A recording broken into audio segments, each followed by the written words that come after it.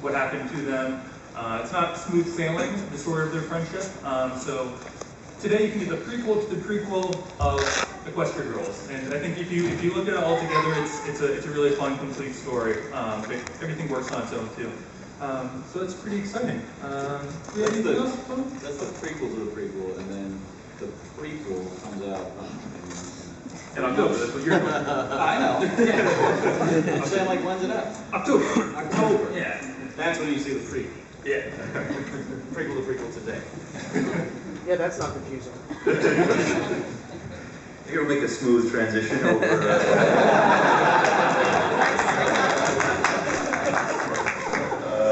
G.I. Joe. We just pretty recently had a set of relaunches with G.I. Joe.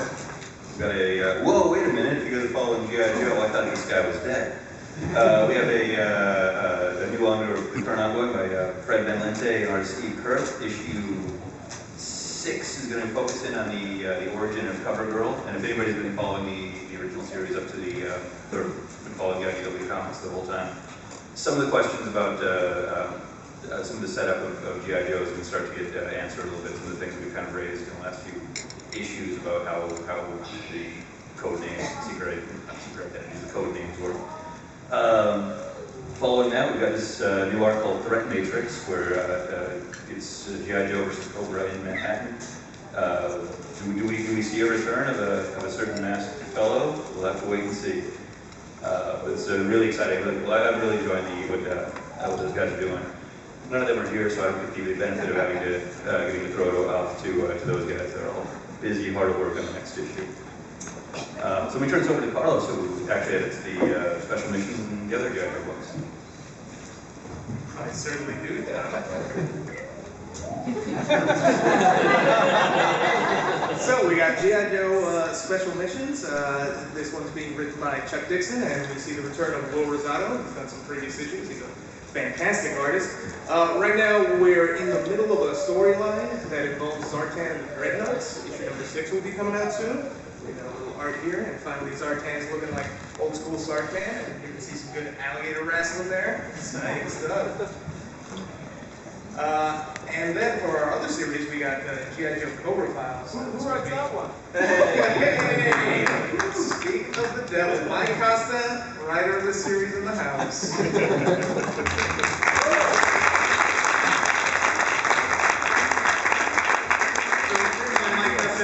So the very last issue of the first storyline is coming out pretty soon. Mike, do you want to come up here and maybe chat about it? Yeah, I can sit. Oh, I can sit. Or sit. Yes. And here's some art from that last issue.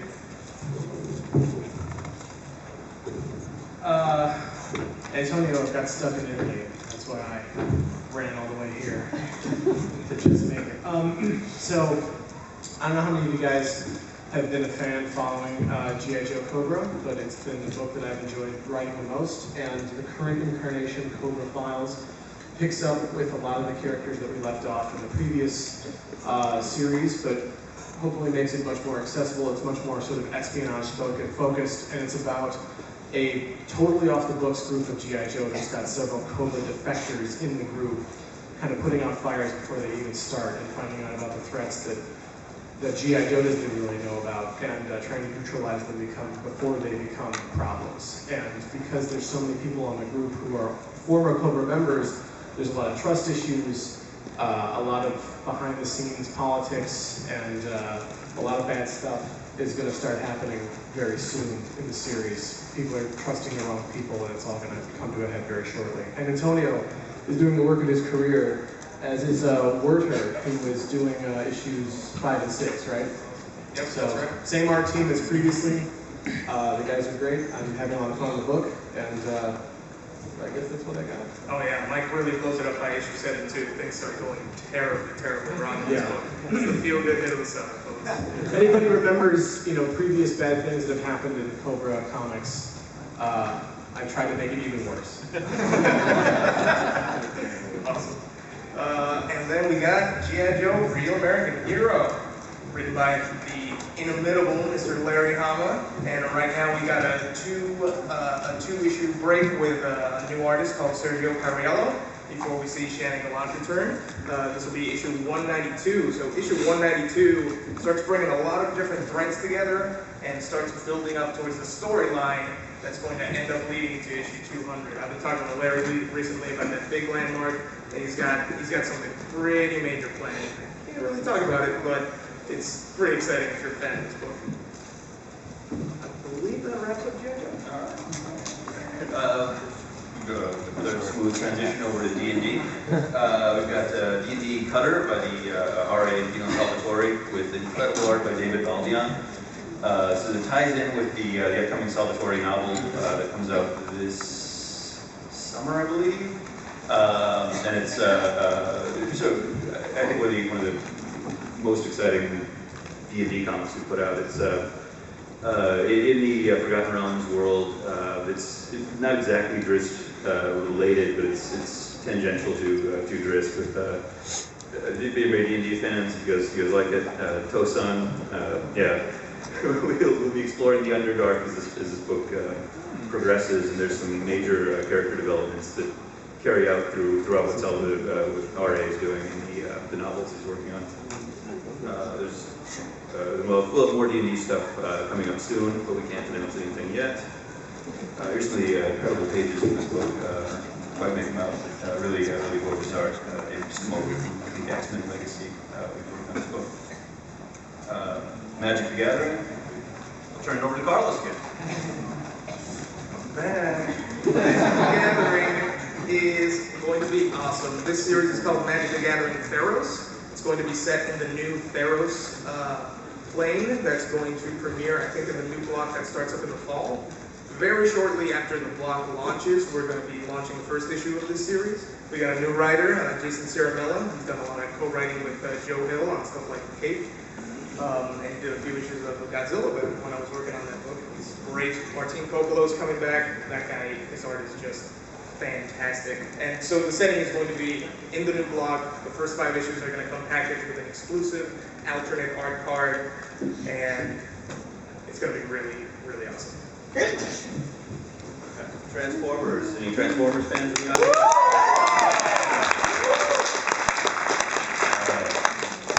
Okay, we've got Transformers Regeneration 1. This is the continuation of the original Marvel series, picking up the original numbering, picking up where the story left off.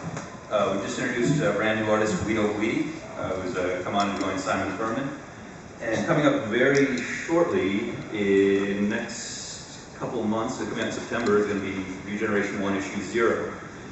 This is actually going to tie in with the countdown to issue 100, which is going to be the final issue of Regeneration 1. The story's always been set up to be a finite series. And issue 0 is going to bring back some classic Transformers artists we haven't seen on G1 in a long time. We've got Jeff Sr., Jose Delbo, who's down in Artist Alley, right here at the convention, so you can go say hi to him. That's these 2 pages. We've also got, who do we have?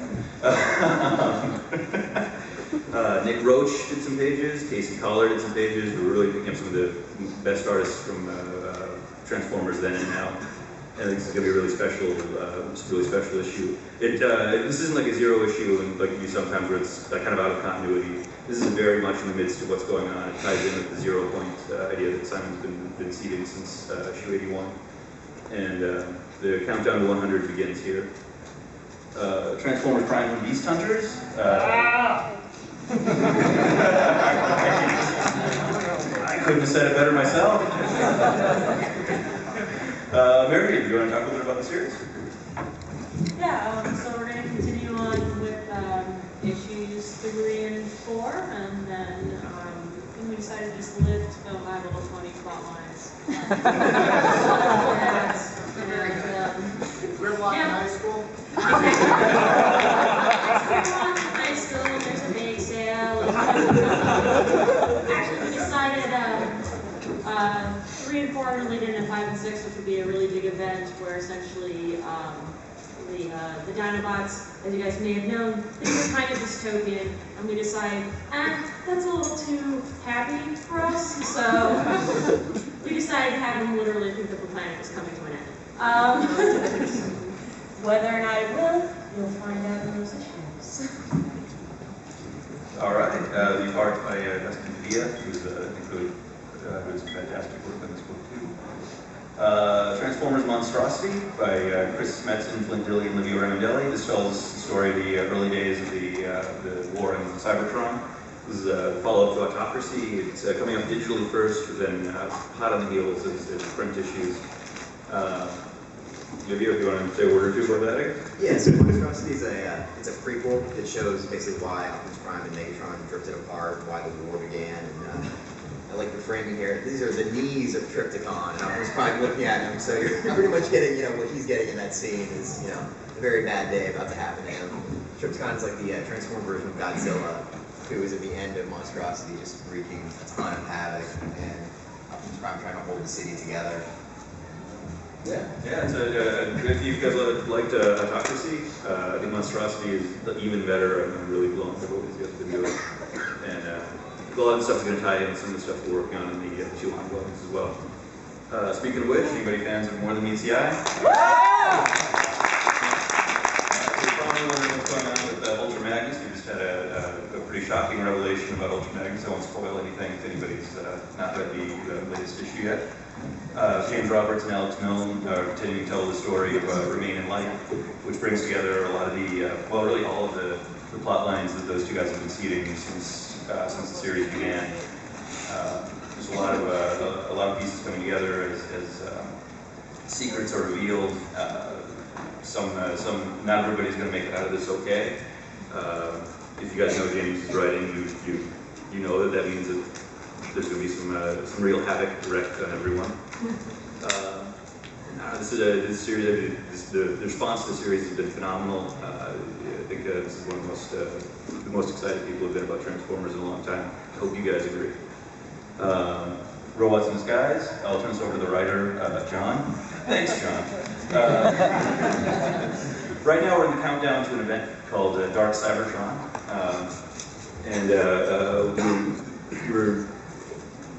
Robots in Disguise takes place on Cybertron after the war's ended, the war between the Autobots and Decepticons is over, and Starscream has maneuvered himself into ruling Cybertron.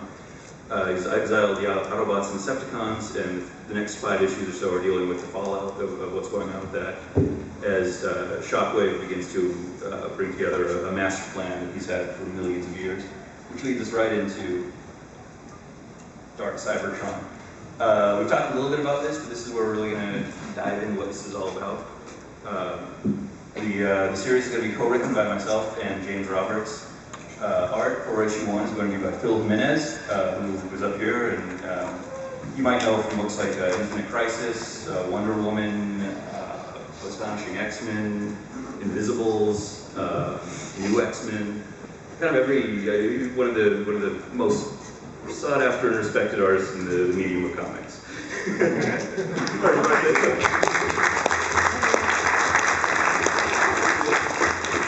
It's really exciting to get a chance to work. Do you want to say a couple words about coming on and working on Transformers?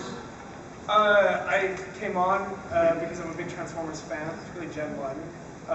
But it happened since I was a kid, and it was an opportunity to work with characters I'd never worked on, but I've always loved. And so it was actually really, this really exciting opportunity and incredibly fun. And we've talked about this before.